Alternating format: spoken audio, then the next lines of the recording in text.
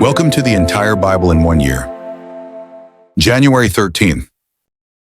The Old Testament reading.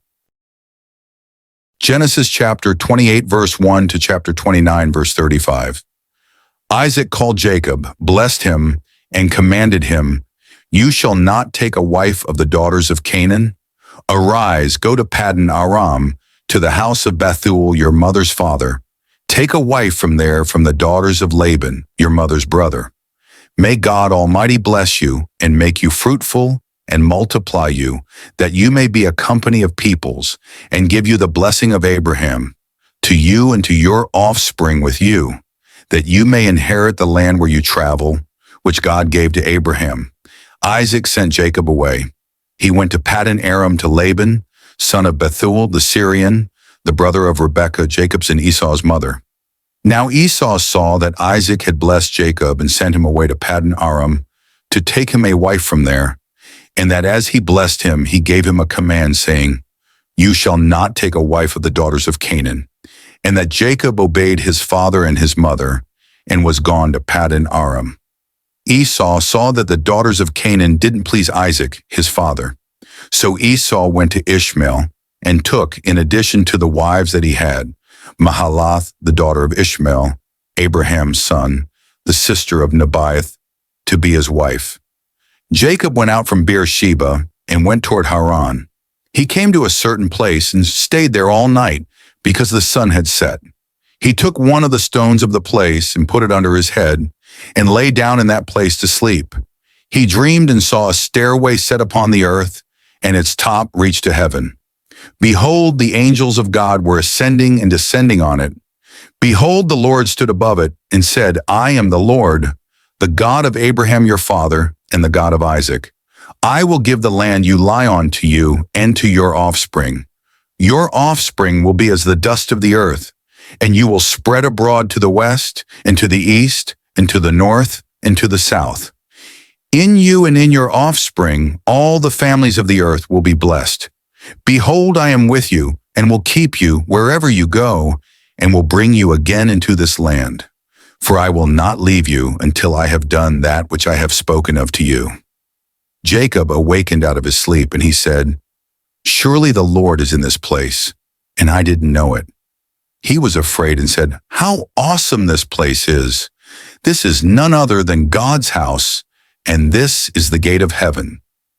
Jacob rose up early in the morning and took the stone that he had put under his head and set it up for a pillar and poured oil on its top. He called the name of that place Bethel, but the name of the city was Luz at the first. Jacob vowed a vow, saying, "If God will be with me and will keep me in this way that I go, and will give me bread to eat and clothing to put on, so that I come again to my father's house in peace, and the Lord will be my God, then this stone, which I have set up for a pillar, will be God's house. Of all that you will give me, I will surely give a tenth to you." Then Jacob went on his journey and came to the land of the children of the east. He looked and saw a well in the field, and saw 3 flocks of sheep lying there by it. For out of that well they watered the flocks. The stone on the well's mouth was large. There all the flocks were gathered. They rolled the stone from the well's mouth and watered the sheep, and put the stone back on the well's mouth in its place. Jacob said to them, "My relatives, where are you from?" They said, "We are from Haran." He said to them, "Do you know Laban, the son of Nahor?" They said, "We know him." He said to them, "Is it well with him?" They said, "It is well. See, Rachel, his daughter, is coming with the sheep." He said, "Behold, it is still the middle of the day, not time to gather the livestock together. Water the sheep and go and feed them." They said, "We can't until all the flocks are gathered together, and they roll the stone from the well's mouth. Then we will water the sheep." While he was yet speaking with them, Rachel came with her father's sheep, for she kept them. When Jacob saw Rachel, the daughter of Laban, his mother's brother, and the sheep of Laban, his mother's brother, Jacob went near and rolled the stone from the well's mouth and watered the flock of Laban, his mother's brother. Jacob kissed Rachel and lifted up his voice and wept. Jacob told Rachel that he was her father's relative and that he was Rebekah's son. She ran and told her father. When Laban heard the news of Jacob, his sister's son, he ran to meet Jacob and embraced him and kissed him and brought him to his house. Jacob told Laban all these things. Laban said to him, "Surely you are my bone and my flesh." Jacob stayed with him for a month. Laban said to Jacob, "Because you are my relative, should you therefore serve me for nothing? Tell me, what will your wages be?" Laban had 2 daughters. The name of the elder was Leah, and the name of the younger was Rachel. Leah's eyes were weak, but Rachel was beautiful in form and attractive. Jacob loved Rachel.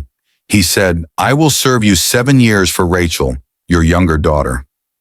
Laban said, "It is better that I give her to you than that I should give her to another man. Stay with me." Jacob served 7 years for Rachel. They seemed to him but a few days, for the love he had for her. Jacob said to Laban, "Give me my wife, for my days are fulfilled, that I may go in to her." Laban gathered together all the men of the place and made a feast. In the evening he took Leah his daughter and brought her to Jacob. He went in to her. Laban gave Zilpah his servant to his daughter Leah for a servant. In the morning, behold, it was Leah. He said to Laban, "What is this you have done to me? Didn't I serve with you for Rachel? Why then have you deceived me?" Laban said, "It is not done so in our place to give the younger before the firstborn. Fulfill the week of this one, and we will give you the other also for the service which you will serve with me for 7 more years."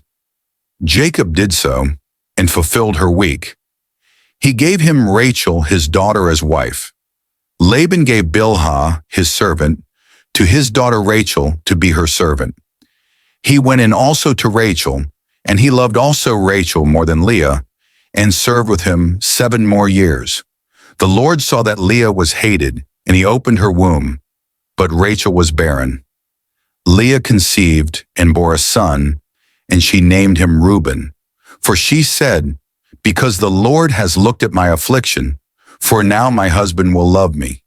She conceived again and bore a son, and said, "Because the Lord has heard that I am hated, he has therefore given me this son also." She named him Simeon. She conceived again and bore a son. She said, "Now this time my husband will be joined to me, because I have borne him 3 sons." Therefore his name was called Levi. She conceived again and bore a son. She said, "This time I will praise the Lord." Therefore she named him Judah. Then she stopped bearing. The New Testament reading. Matthew chapter 9, verse 18 to verse 38. While he told these things to them, behold, a ruler came and worshipped him, saying, "My daughter has just died, but come and lay your hand on her, and she will live." Jesus got up and followed him, as did his disciples. Behold, a woman who had a discharge of blood for 12 years came behind him, and touched the fringe of his garment. For she said within herself, "If I just touch his garment, I will be made well." But Jesus, turning around and seeing her, said, "Daughter, cheer up. Your faith has made you well." And the woman was made well from that hour. When Jesus came into the ruler's house and saw the flute players and the crowd in noisy disorder, he said to them, "Make room, because the girl isn't dead, but sleeping." They were ridiculing him. But when the crowd was sent out, he entered in, took her by the hand, and the girl arose. The report of this went out into all that land. As Jesus passed by from there, 2 blind men followed him, calling out and saying, "Have mercy on us, Son of David." When he had come into the house, the blind men came to him. Jesus said to them, "Do you believe that I am able to do this?" They told him, "Yes, Lord." Then he touched their eyes, saying, "According to your faith be it done to you." Then their eyes were opened. Jesus strictly commanded them, saying, "See that no one knows about this." But they went out and spread abroad his fame in all that land. As they went out, behold, a mute man who was demon-possessed was brought to him. When the demon was cast out, the mute man spoke. The multitudes marveled, saying, "Nothing like this has ever been seen in Israel." But the Pharisees said, "By the prince of the demons, he casts out demons." Jesus went about all the cities and the villages, teaching in their synagogues and preaching the good news of the kingdom, and healing every disease and every sickness among the people. But when he saw the multitudes, he was moved with compassion for them, because they were harassed and scattered, like sheep without a shepherd. Then he said to his disciples, "The harvest indeed is plentiful, but the laborers are few. Pray therefore that the Lord of the harvest will send out laborers into his harvest." Psalm chapter 7, verse 1 to verse 9. Lord my God, I take refuge in you. Save me from all those who pursue me, and deliver me, lest they tear apart my soul like a lion, ripping it in pieces, while there is no one to deliver. Lord my God, if I have done this, if there is iniquity in my hands, if I have rewarded evil to him who was at peace with me, yes, I have plundered him who without cause was my adversary. Let the enemy pursue my soul and overtake it. Yes, let him tread my life down to the earth and lay my glory in the dust. Selah. Arise, Lord, in your anger. Lift up yourself against the rage of my adversaries. Awake for me. You have commanded judgment. Let the congregation of the people surround you. Rule over them on high. The Lord administers judgment to the peoples. Judge me, Lord, according to my righteousness and to my integrity that is in me. Oh, let the wickedness of the wicked come to an end, but establish the righteous. Their minds and hearts are searched by the righteous God. Proverbs chapter 3, verse 11 to verse 12.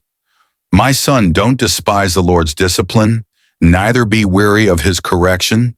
For whom the Lord loves, he corrects, even as a father reproves the son in whom he delights. This concludes our reading for today. God bless you and see you tomorrow.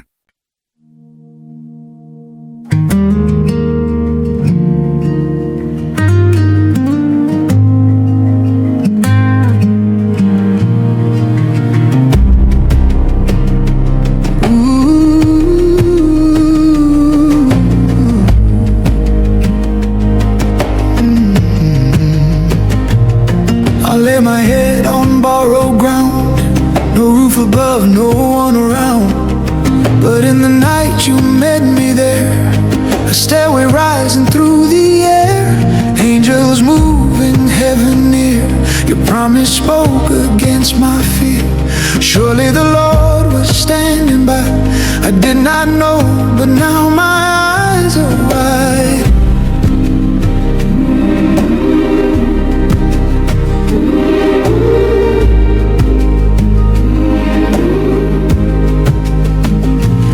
You said I'm with you where you go. I will not leave you, this I know.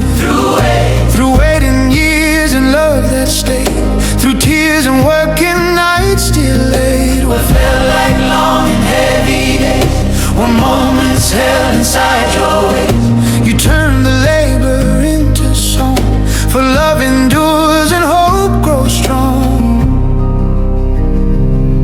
Take heart, my child, your faith is seen.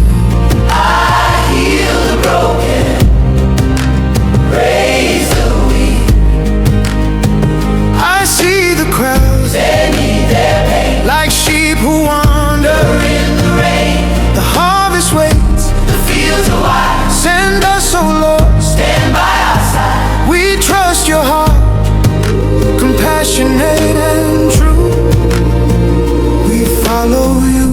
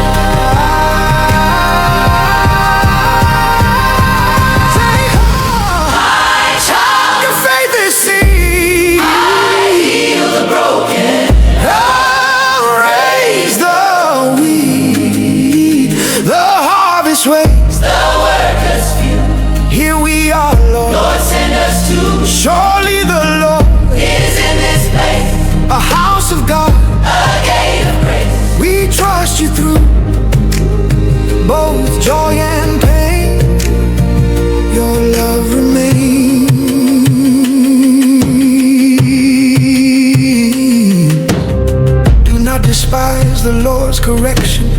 For whom he loves, he still refines. As children held in faithful hands, we rest within his guiding light.